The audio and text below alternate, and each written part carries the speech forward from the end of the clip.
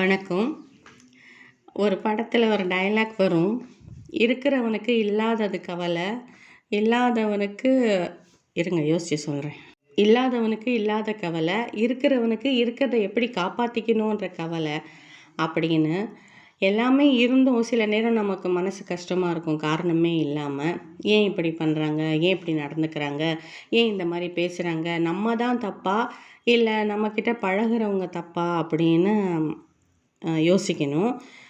Friend எனக்கு உயிர் நண்பன் அப்படின்னு கொஞ்ச நாள் பழகிட்டு அவங்கள பற்றி அப்போ பழகும்போது நல்லா இருக்காங்க, அப்படி நல்லவங்க, நல்லா பேசுவாங்கன்னு சொல்லிட்டு இப்போ அதே வாய் அவங்க கெட்டவங்க அப்படின்னு எப்படி சொல்கிறாங்க எனக்கு தெரியாது.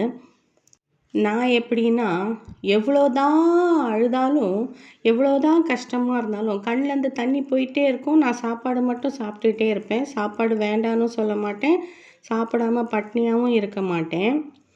அது மாதிரி தான் நான் இன்றைக்கி இந்த காஞ்சி போன தோசை சாப்பிட்றேன். என் தலை எழுத்து 3 தோசையும் வேஸ்ட்டாக போயிடுச்சு, காஞ்சி போயிடுச்சு. நானும் எத்தனை தான் தூக்கி தூக்கி போடுறது. இன்றைக்கி இதை நானே சாப்பிட்றேன்னு சொல்லிட்டு சாப்பிட்றேன். உங்களுக்கு யாருக்காவது வேணும்னா சொல்லுங்கள். கரண்ட் இல்லாத போது இதை வச்சு விசிறிக்கலாம்.